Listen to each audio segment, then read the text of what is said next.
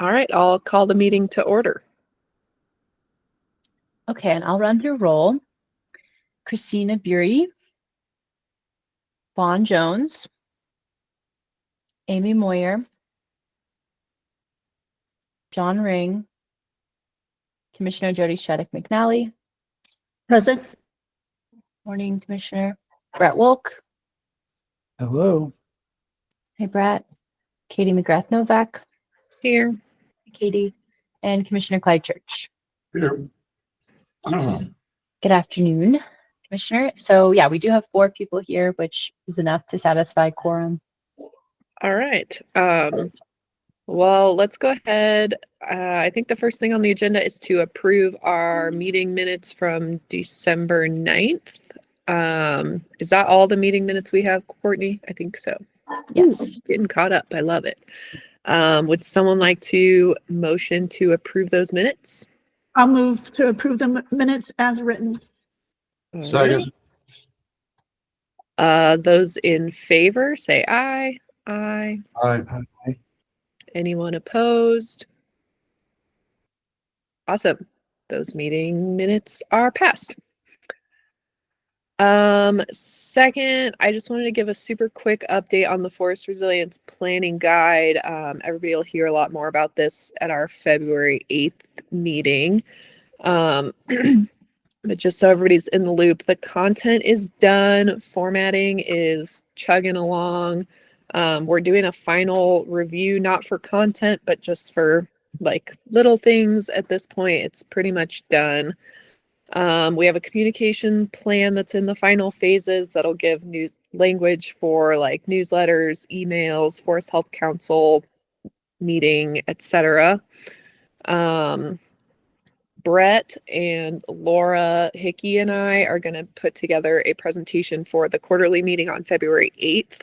And so our goal there is just kind of to show off that it comes out of this committee and just give everyone kind of the final overview that it's available. And then we're planning on having a short discussion at that meeting about how we plan to use the guide, how we plan to share the guide, what the Forest Health Council can do to kind of keep the guide alive and well. So we will be looking forward to that, and please come prepared to that meeting with ideas for how you want to use the guide so that we can share those. Commissioner Church, did you have a hand raised? Yes, just one thought. Did we plan to publish it on paper? I mean, that would be useful for handing out at community meetings and public events and things like that. I don't think so. Courtney or Brett, do you know? No, I Just don't think so. Go ahead, Courtney. Yeah. Yeah, Okay. I was just going to say there's not a budget for printing. I would say if folks wanted to print it on their own and share it, that might be the most effective way, but at least the council doesn't have plans to be printing copies. Okay, very good. And also just for reference, we intended to write a concise guide that was similar to the post-fire playbook. But I think the final document is around 70-ish pages, less concise. So we're making the full one, but then there will also be a like 6 to 10 page, very short and concise summary and sort of application. So yeah, I maybe wonder. some of the executive summary would be good. And that's something that, depending on how many, we, CFRI, can probably support printing some. I don't know. Yeah, we can print some. It's not going to be thousands. I was going to mention the help. same thing about CCC. You may be able to print Yeah. some as well to distribute out. It also, I don't know, maybe we could do like a one pager with a QR code or something. But yeah, that's a good point and something to think about, because I do think hard copies are nice, especially if you're just being introduced to something. I think the QR code would be a good link. You know, I like that 1 page, 2 pages, something brief you can hand out to somebody that can follow up on it.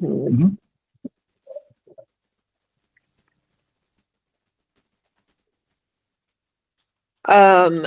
Courtney or Brett, Did I miss anything related to Forest Resilience Planning Guide update, or does anyone else have any questions or exciting ideas or anything about the planning guide?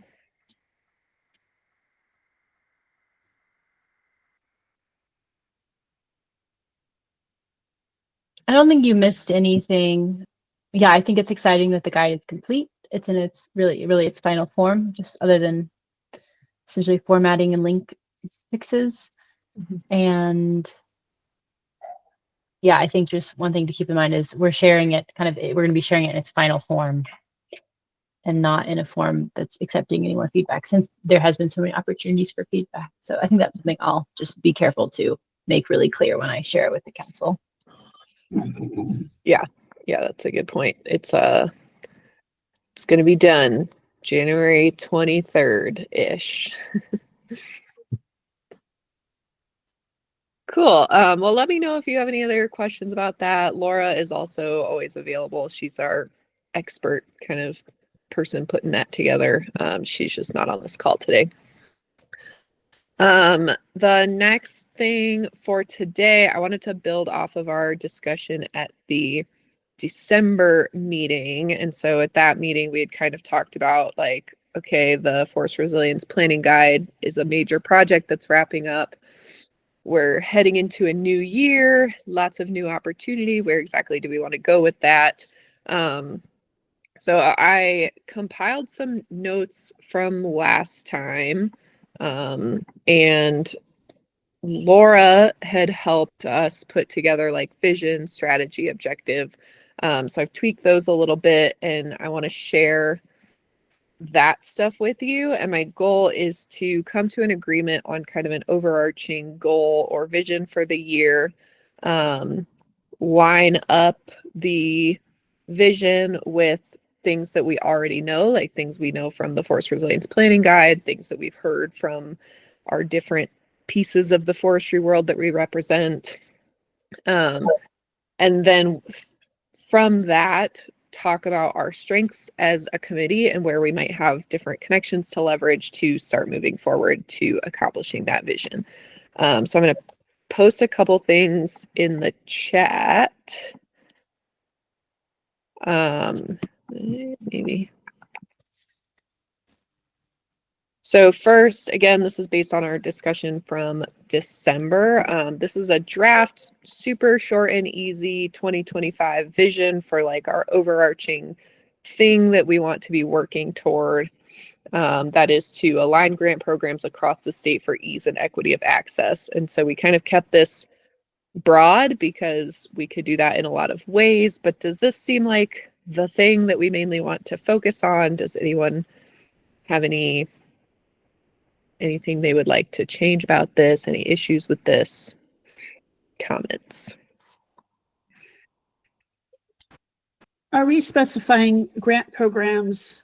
Are we looking at, forest health grant programs, mitigation, recovery?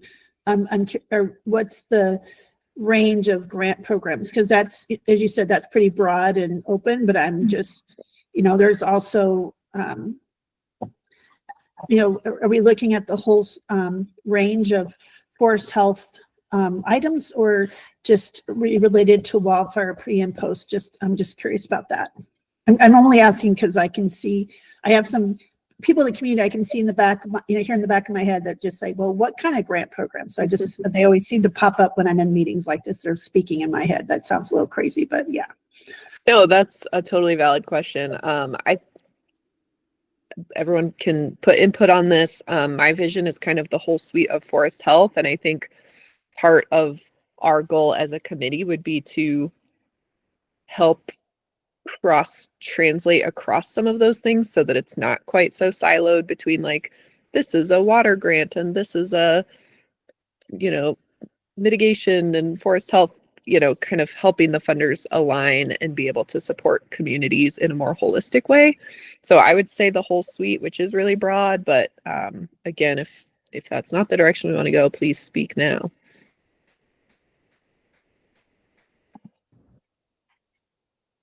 Katie, I wonder if, and I'm okay if this is not the direction people want to go. But we've talked about the Forest Resilience Planning Guide being useful for people on the ground, but also funders to align funding sources with needs to support the planning and implementation process. Mhm. Do we want to update do we want to somehow incorporate that into the vision to make it a little more, give us something to like focus on and maybe it's a little, not just grant programs, but like align funding sources with planning needs of forest planning needs across the state. And then we can sort of reference the guide a little bit and say, oh, who has funding, and will help with Commissioner Shaq McNally's comment of like, we're going to talk about these needs this week. Who funds these kind of programs and these kind of needs? And we can invite people for that. I don't know if that would be a little bit more framing. Yeah, I like that idea. I guess it is a little bit different. So I was thinking aligning grant programs like we had talked last time about like making the application process more streamlined or aligning monitoring things. Whereas what you're talking about, I think would be more like this is a phase of the process. We're going to focus on funding for that right now. I'm sure there's a little bit of both, but I do think it's two different approaches. So we might want to pick out which one we want to do. Yeah, well, I think aligning every single grant program that's related to forestry is too ambitious. And so this might help us focus of like, if you're looking for these kind of resources for these kind of activities, there's a smaller suite of grants that might be applicable there. And that might be a slightly more achievable goal to even round up who that is and what those sources are, to align those applications and monitoring and reporting, like stuff like that. Mhm. So still finding alignment, but doing it by kind of phase. Commissioner Shattuck McNally has her hand raised. Yeah, thanks. I kind of agree with Brett. I just got out of a behavioral health meeting that I chaired all morning, and we have annual grants we give out, and we're looking at, after every year, we try to make them more aligned and easier, and we get feedback from the grantees. But I was thinking about this, if we're going to, as a Forest Health Council, try to pass legislation to tell people how to run the grant programs from different agencies, I do think that is a heavy lift. And in hindsight, I mean, we could ask for them to look at how to make these more user-friendly, but I can see how there might be some pushback from if we're trying to tell all these organizations how to do their programs, if that makes sense. So I'm also kind of wondering about that and how that would operate. Because I know this morning, we're identifying with feedback from groups how to make ours more impactful. But we had an outside agency like the state come in and try to tell us how to use our sales tax dollars to get out these, $3 million of grants every year. That might get some resistance from me and others. So just thoughts. Mm-hmm. Yeah, we'll definitely be careful to include people at different phases. We don't want to just swoop in and be like, here's all the changes we want you to make. One thing I'm interested in, and we can get to this a little bit further on, I think, but I think it could be really interesting to have this committee be kind of a convening body where like maybe we listen to some stories from the ground, we coalesce that information, and then we bring a couple of funders onto a call and kind of create a dialogue through this committee. And that way we're kind of building it together and we're not just packaging up all the recommendations from the ground and then being like, do it, because that probably wouldn't go super well. And I'm sure that there's a lot of reasons, like we've already heard about the match stuff from Aaron and others about how like, yeah, it sounds great to just not have match requirements, but there are reasons for this and there are laws. And so I think we could convene a very interesting conversation that allows us to co-create things together. Go ahead, Clyde. I was just thinking, I agree with Brent on and Jody on the lift. it would be to align all these grant funders. But it may be interesting at least to ask the question. They may be headed in the same direction, and we just don't know it. I don't know where the funders are mentally or in their processes. Not to push them, but just to say, have you considered this? Have you heard this feedback from your, and then just leave it at that if they haven't. You know, if they're not interested, that's fine. We'll look at it in little pieces. Yeah, I think my main comment, whether we talk about funding this year or whatever other resources we want to help leverage, I just would like to see us use the tools that we're developing. So the Forest Resilience Planning Guide, and then this council was very interested in also the Forest Tracker, and we've talked about, you know, someday in the future, maybe these things can come together to help build more of a centralized, collaborative, you know, better leverage resources. So somehow using those tools and building on what we've already started rather than starting something totally new this year. That was the thrust of my suggestion to build on the planning guide, is like, let's use what we got instead of starting all over. So something like, I just put another vision in the chat, something like align grant programs with forest planning needs for ease and equity of access. It's a little bit of both, but focusing on that. We have the grant program, we have these needs. How can we better match them up to make them more accessible?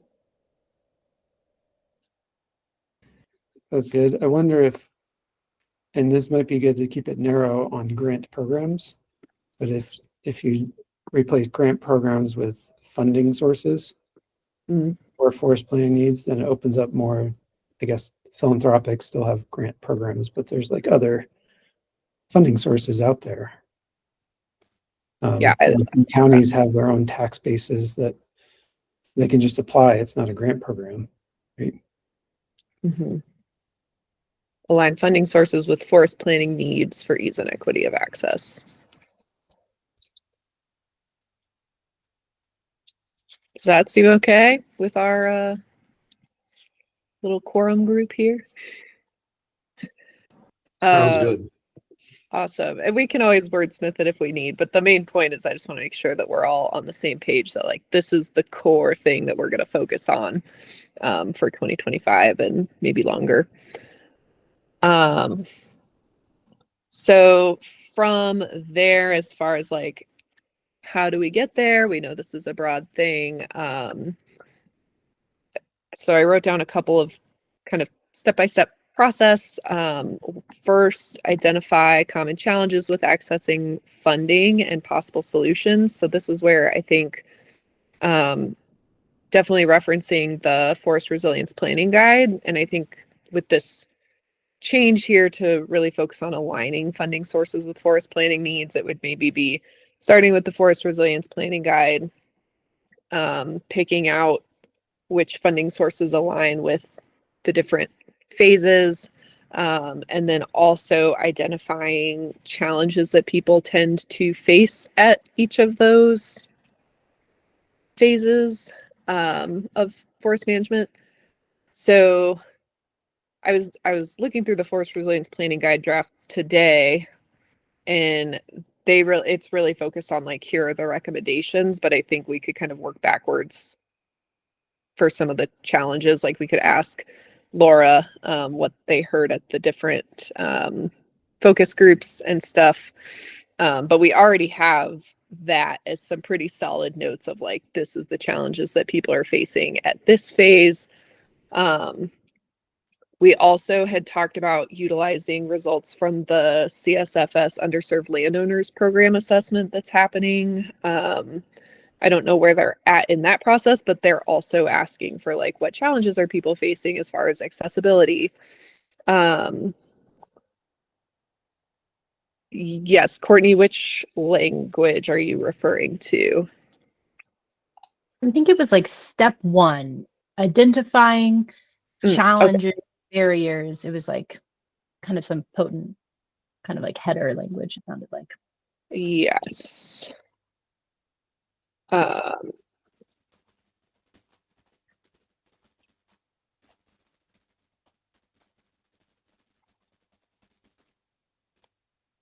And then also, we all have different constituencies that we are here representing. And so, what are we hearing? Do we want to bring people on? So, that was kind of my first objective, is to identify those challenges with accessing the funding at those different phases.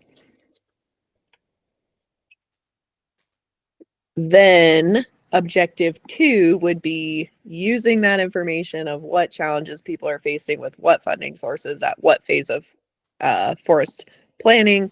Then we can talk about who on this committee has connections to those different, either people who are having trouble accessing the funding, people who have accessed the funding, or the funders.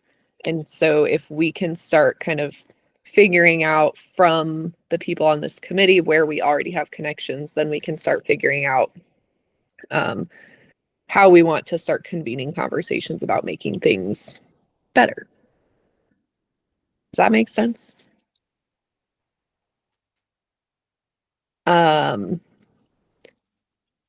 So if that all sounds good, then we can get into what committee member connections we have, or maybe how we want to go about, really identifying the challenges, or that can be something that I do more behind the scenes with Courtney, and Laura can help me access some of the notes on challenges that people are facing.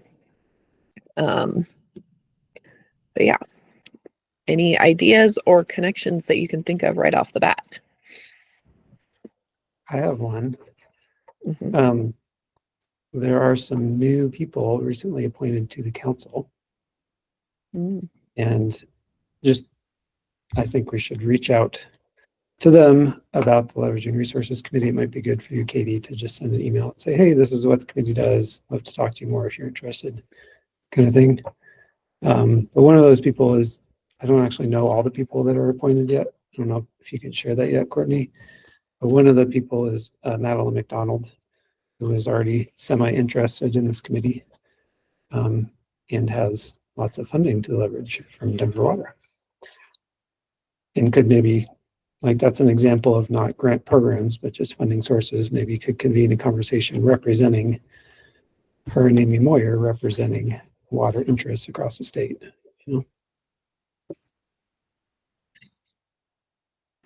That is exactly the types of connections we're looking for. But you should get Madeline on the committee and have her organize that. Yes, I wrote that in my note. Action item. Yeah, I was thinking of not only individuals, but organizations that would be good linkages that would help us message. And I was just thinking of the collaboratives group, bringing the Forest Health Council, the Forest Health Guide, to that group as in messaging. Is that the Forest Collaboratives Network? Yes, I'm Courtney? sorry. Yeah. Oh yes, we will be doing lots to get the Forest Resilience Planning Guide out to that group. And if that's definitely an area where, like, if we want to have some sort of targeted collaborative discussion about what people are facing at each phase, that could be a way. I have very direct control over those conversations happening, so I can make that happen.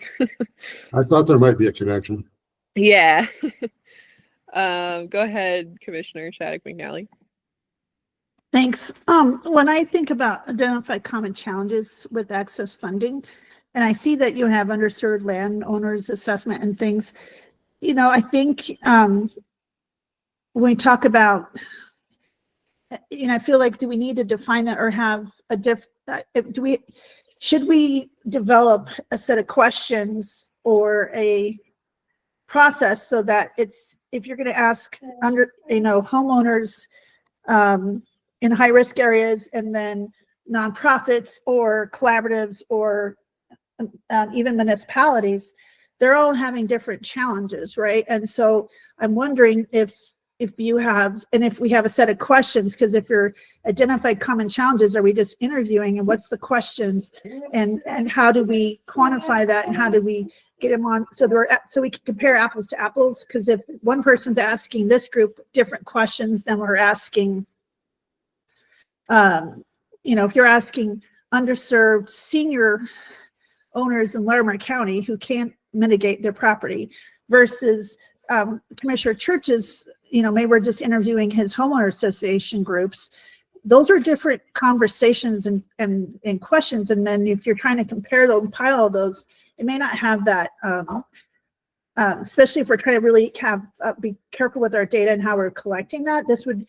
I think, not to make it more complicated, but I think there should be some kind of formal structure with the questions and how we gather that, and how do we identify that, and who's interviewed, and how we compile that. Because otherwise it could be really, and I'm not trying to be negative Nancy here, is just I could see this kind of a messy mosh of trying to figure out how that all comes together. But if you have a standardized process or questions and forms and help group, hey, if these are landowners and these are older landowners and this is HOAs or this, I just think it would be helpful and make it a lot more useful information for groups. So I'm just throwing out there, as it kind of struck me as I read that, what you put in the chat. I think that was a great point. I wonder if, again, the Forest Resilience Planning Guide could provide a little framework where that is written for an audience of people who are planning at a county or multiple adjacent counties sort of level. So rather than inviting like individual HOA presidents in too much, targeting people who may work with HOA presidents, but that level of folks that coordinate that kind of efforts. I don't know if that helps with your concern there, Commissioner, but I'm thinking maybe people like the Coalition for Upper South Platte or West Region Wildfire Council, or some of those organizations that have their really deep roots, Wildfire Adaptive Partnership in Southwest. Yep. Right? So we reached out to a couple of those folks, like, what are you finding about getting funds for HOAs in that very local level? And I like your point, Brett, about tying it back to kind of the framework in the planning guide, because then that kind of refers it back to the work already done. And I think that's an important connection too. So thanks. I appreciate the conversation. I like that as well, Brett. I think that's a good way to put up some sideboards around it. And that also will help us to keep the funding sources contained as well, because it does occur to me that like there are some things that an individual landowner could apply for, but then there's other things that they'd have to, be a part of. So yeah, I think sticking with our theme of following the Forest Resilience Planning Guide is probably a good way to start out. And welcome, Amy. I'm sorry you've got a sick kid at daycare, but I'm glad that you were able to join us. We are talking through our strategy for the year and how we want to achieve our 2025 vision, which I will put in the chat for you to read. And right now we're talking about what connections we already have on this committee that we can leverage to bring in the right speakers at the right time and hear from the people that we need to hear from.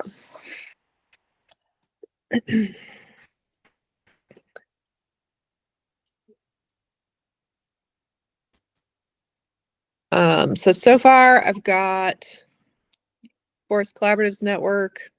I'm a connection there. We've got Madeline McDonald, as well as the other new Forest Health Council members, which, yeah, I can connect with you, Courtney, maybe, and figure out who those people are and make sure that I'm sending outreach to them. One of those being Denver Water. And we're going to use the Forest Resilience Planning Guide as a framework to set up some sideboards around whose challenges we're hearing and what funding sources we're going to be focusing on. Any other connections that we want to start with? Yes, I think Katie, if I was you typing in the chat. Oh, someone else go go ahead. ahead, Brett. Yeah. Can you hear me? Yeah. Yes. Oh, okay. Um, Good. I had two thoughts and this might have already come up. So apologies just to jump into the middle, but I think the Restore program is a good example if we wanted to hear how essentially matching programs are being bundled and how you don't lose sight of important local collaboration or readiness to move forward. I think there could be some interesting lessons learned there. And if we're looking for a specific collaborative, good connections with the Roaring Fork Wildfire Collaborative, and I know they're really trying to pull together some funding puzzle pieces and have good connections out here on the West Slope. And we heard from them a little bit when we did our tour, when we held our meeting in Glenwood. So those are two options that if there's interest from others or at the right time, I'd be happy to help with. Awesome. Yeah, I think that is very much the types of groups and the scale of groups that we'll be looking to hear from. And so maybe we can learn a little bit more from you and or them about kind of what stage they're at in the Forest Resilience Planning Guide / stages of readiness. And they could be an interesting group to highlight some of the challenges at that stage. I see Brett has in the chat, there are great local models already developed to align funding with needs across funding programs and partners through National Forest Foundation in Northern Colorado and the Upper Ark. Courtney, go ahead. It's hard to know like what order is best. Like if it's best to listen to the challenges first, or maybe it's best to hear from funders that have some constraints. Like I know Furworm has statutory constraints on how they can adjust their program, and CWCB, I remember being in an RMRI meeting and being like, why can't we all just have the same grant? Like CoSwap's really flexible, and Chris Sturm was like, CWCB has just like such specific things it has to do. And so maybe hearing if the end goal is to make recommendations to funding sources, I don't know if it's best to hear at the beginning, like so that our minds are oriented towards the structural limitations that funders have. If it's good to get all the recommendations and then hear from the funders later. But I know CWCB, Chris Sturm and Anna Moss would be like, they really shed some light on what was possible, because I kept thinking, why can't they just do it like CoSwap? It's really flexible, but they have some structure that I think is non-negotiable. So that's an idea. Is Chris Sturm and Anna Moss from CWCB. Awesome. And yeah, that's a really great point. And again, that is something that we'll definitely keep in mind is we will be hearing from both sides. I don't know the best order either. Maybe we can experiment with that, which one's best. But yeah, definitely want to make sure that we have both sides of the story before we start spewing recommendations. Commissioner Church, go ahead. Yeah, one of the other sets of contacts we all have are the county emergency managers, and for getting out the Forest Health Guide and using them also as part of the messaging, because they're connected at the hip with the county commissioners and are a good network.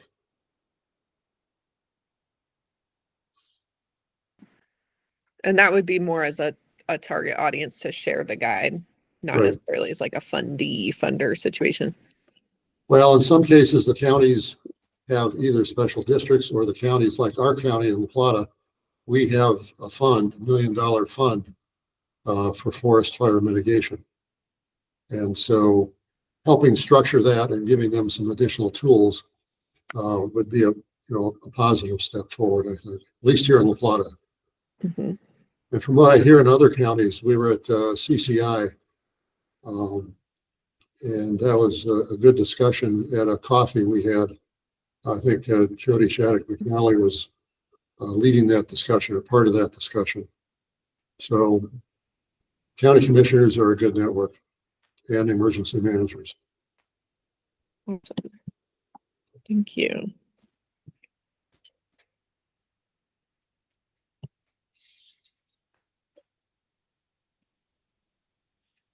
Okay, so we've got a lot of ideas here. I love this. We've got some people who have connections. We've got some connections that we all have that we can use as the Forest Health Council.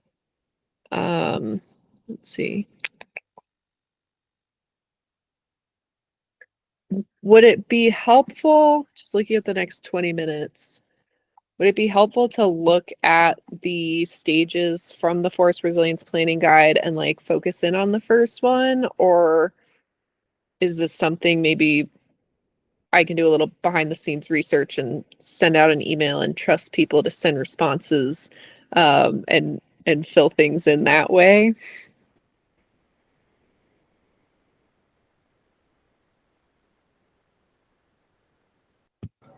Might as well get us started here. Get us started. Then we can get started, then we can follow up later as research, we get pool research. Okay, cool. Well, in that case, let me pull that up. This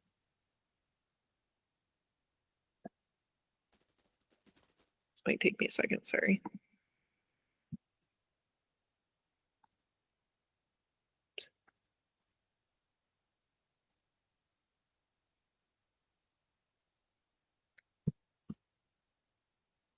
Okay, so the first stage, I will paste in the chat. I don't know how this formatting is going to look, but we'll see. It's not terrible. So the first stage in the Forest Resilience Planning Guide is how to establish a community of partners around shared vision. We've got the actions underneath it, defining forest benefits and values, aligning planning boundaries with opportunities, gathering collaborators, developing a vision of forest resilience. So this would be kind of that first phase of forest planning. So looking at what funding programs are people typically looking at around this time might be a good place to start.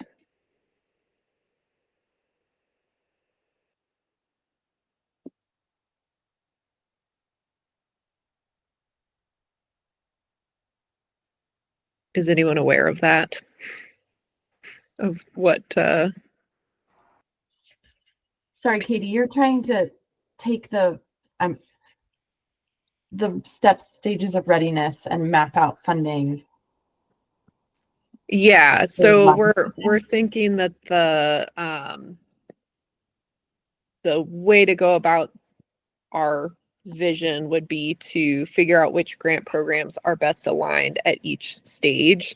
And that way we can get some pretty specific programs and find alignment amongst the programs at that stage, amongst the people who are applying at that stage, and give that two-way feedback based on the stage that they're in.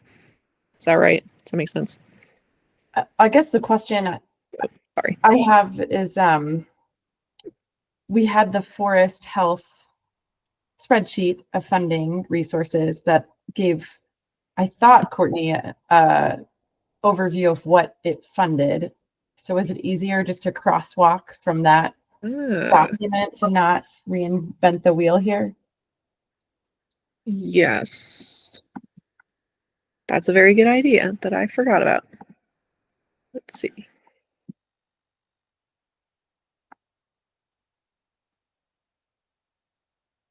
Courtney, go ahead. Yeah, I just dropped it in the chat. I also want to note it says it hasn't been updated since 2023, which is not entirely true.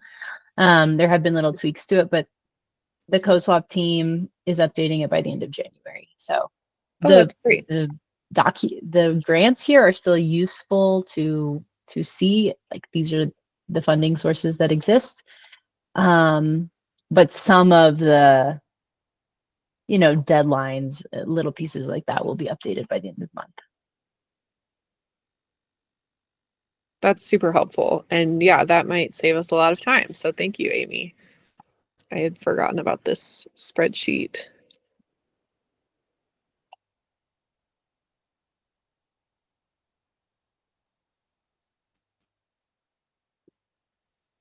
So in that case, yeah, maybe it's best to just kind of sort this out based on what stage we roughly think each one falls into and then start coordinating our discussions that way.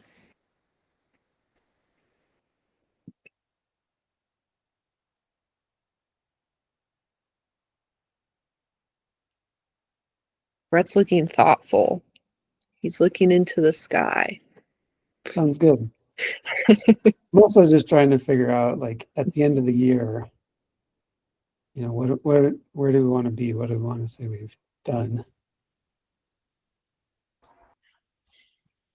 So I don't know the answer to that. That was my thoughtful glaze towards the sky. Amy, go ahead. Yeah, thanks, Brett. I was having some similar thoughts of, it seems like it depends on what types of recommendations we would want to make to the governor and the legislature. Is it better aligning dates, or is it, you know, wanting to pool resources together? I think there's, right, a continuum of ideas. So I think an easy exercise is to take that document and map out which stage of readiness it best supports. But hearing from, you know, what are the pinch points on the ground might help us inform where we take some of these recommendations. Is it making it more easily accessible, or making sure people understand which programs align with which stage of readiness? Or is it more structural recommendations that, yes, you know, some recommendations may require or would require a legislative fix or regulatory fix, and we can understand that. But I guess seems like we're still looking at what problem are we trying to solve? Is it misaligned dates? Is it gaps in funding availability, gaps in funding sources, issues with match?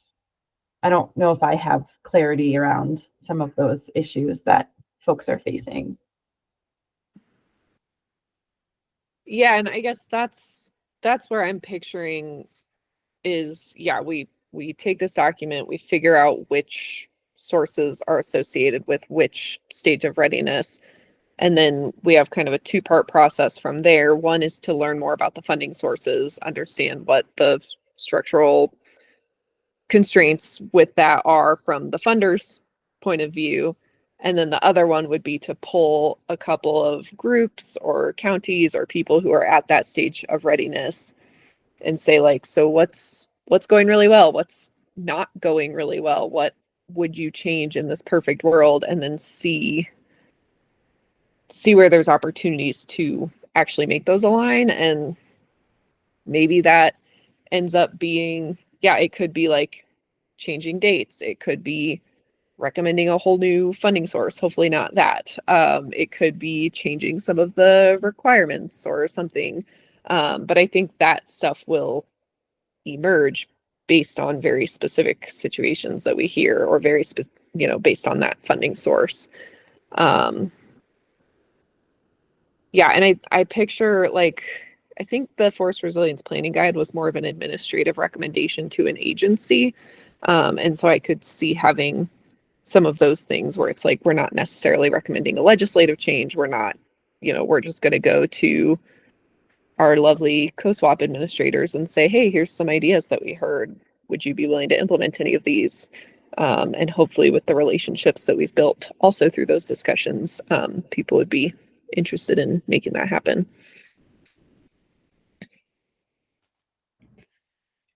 I think yes and no.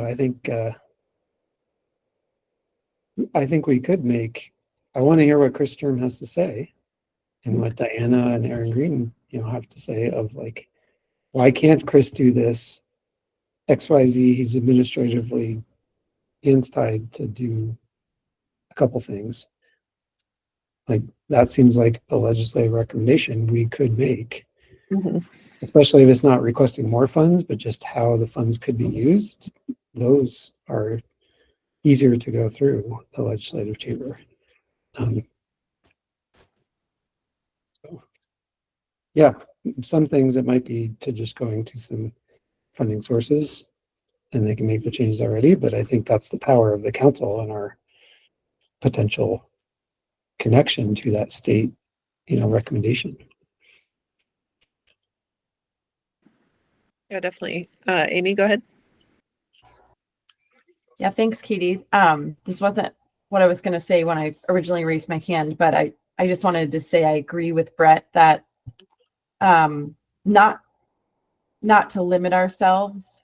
If it is a legislative recommendation, there are a lot of checks and balances until it would actually make it into the final report of, yes, of course, we would listen to Aaron or Diana or Courtney if, as they go back to the agencies and they say, we would not support that, or here's why that might not, this might not be the right time to do it. But I do think it is the hope of the council to think that way, and certainly would have to pass out of this committee and then pass out of the full council. So there's a lot of checks and balances where we could hear other perspectives, but not limiting ourselves from the get-go, I think, is wise advice. But the recommendation / question I had, that's more for you, Courtney, and something you might have to take back. But if the co-swap program is spending some time this month to update the funding matrix, could they, could you roll into that process, aligning each funding source with the stages of readiness? And I think we would learn a lot just to see the balance of maybe, the vast majority of our funding opportunities in Colorado fit X stage of readiness. And that alone could be an interesting exercise to see. So kind of a question / recommendation, Courtney, of whether there's capacity, if that spreadsheet is already getting updated, to do a little bit of that bucketing exercise for us to take a look at. Yeah, that's a really good idea. And I could see that being also a useful exercise for our program assistant who's going to be doing it, to familiarize herself with the stages of readiness. Let me talk to the team to feel like it, when we put a timeline by the end of the month, it was for the mostly date updates. So let me talk with them to see, we might just have to have, we do the dates by the end of the month and we do the stages of readiness by mid-February or something. So I'll definitely talk to folks about that. I like the idea. I like that idea a lot, and that would save us some work as well. And I think I really like the idea of seeing if we're skewed, all the funding sources are going toward this one particular stage.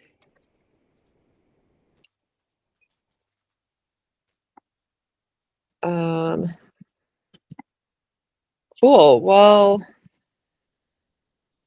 I mean, I think I've gotten the things that I was looking for out of this meeting, as far as coming up with a vision, coming up with some step-by-step ways to start getting there. Does anyone else have anything you want to add, or questions, or other things that we should talk about? Go ahead. Yeah, something that came up this weekend in our HOA, and I thought was very pertinent and driven by the events in Los Angeles this last week. We've got HOA. I mean, we've been doing fire mitigation for over 20 years. We have a 3-man crew that's part-time, but the residents have been doing it on their lots as well as common property, with 840 acres of common property. And it's getting along. But the topic that came up that was most important was home hardening. And I know home hardening doesn't really fit the Forest Health Council, but it is one of those things that makes survivability of the homes in Los Angeles and in Durango and La Plata County and the state of Colorado survivable. I would just like to say, who from an agency standpoint would help put something like this together, because we're planning a session in March, our HOA, and having in all kinds of vendors to talk about materials and home hardening and techniques. We've got some experienced residents that have rebuilt their homes, and just think it's a topic that somehow we collectively as a state need to address.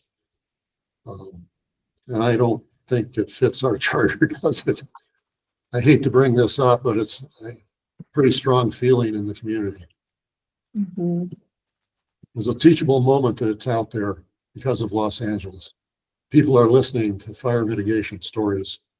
And we've been approached and our videos moved up to International Association of Firefighters, or not firefighters, chiefs, fire chiefs. So give me some advice here. What agencies out there? Aaron, do you have a response to Clyde? Go ahead.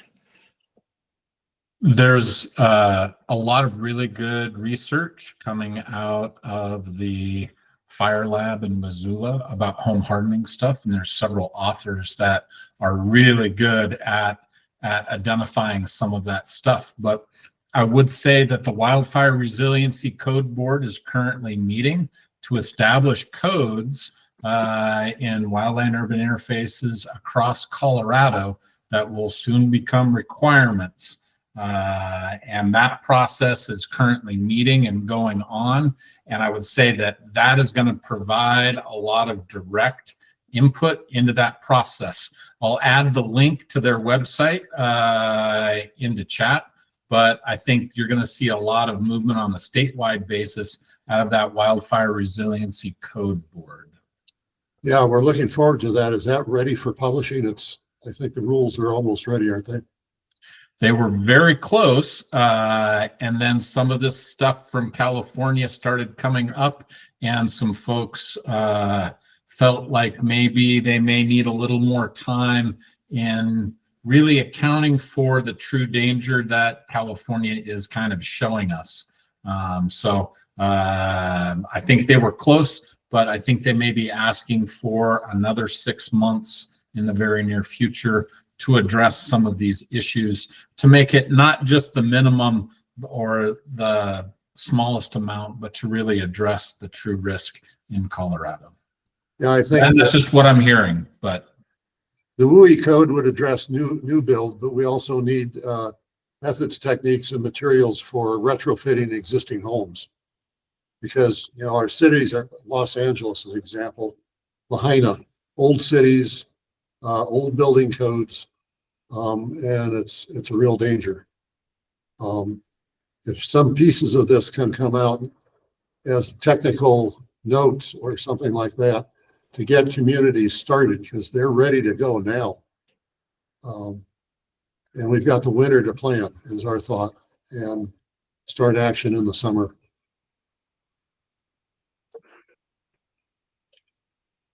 Anyhow, I'll try to communicate what we come up with and put together. Thank you. I think I'd also say Fire Adapted Communities, Fire Adapted Colorado, has done a lot of work on funding and understanding funding programs and trainings on that. So, And we're part of that. So yep. We're a fire adapted community and have been for years, and helped transition that organization from into a nonprofit a few years ago. But yeah, so but Becca and that organization do a lot. Yeah, good people. Yeah, I was also going to recommend that resource, as well as DFPC is probably the state agency that would have the most resources on that. I put our little leveraging resources purpose statement in here because I don't know if home hardening really aligns too much with what we're working on. Like you mentioned, it's not like totally outside of the reach or anything, but I don't think that's our primary focus. Yeah, I agree. All right, thank you. Yeah. All right. Anything else in our last 2 minutes? I'll do some behind the scenes work, and Courtney, we can stay in touch about the funding database and aligning that up with programs. I just want to say I did see Aaron at the very beginning. You put the Colorado Carbon Plan, or I'm messing up the title, but yeah, put that in the chat, and that's something that, like, I'm curious how the state is thinking about using that to leverage different kinds of resources, and how that could apply to this conversation as well. Yeah, sorry, Aaron, I totally missed that. Did you have anything you wanted to share on that, or maybe we can slide it into the next meeting since we're running out of time? I just mentioned that it was a collaborative effort with a lot of folks. It wasn't just CSFS, but the ability to identify and quantify the above ground carbon gives us the potential of quantifying and attracting industry that may be able to utilize that carbon in some different ways, whether that's biochar, whether that's traditional timber. Being able to quantify that by county can be beneficial in attracting industry that can go towards offsetting the cost. Really valuable resource. So we're excited to have it out. Well, thanks for sharing that. Courtney maybe can put that in the meeting minutes. All right. Well, we are out of time. Can I get a motion to adjourn? So moved. All right. Second? Second. All right. Thought nobody wanted to leave. All those in favor say aye. Aye. Aye. Yeah.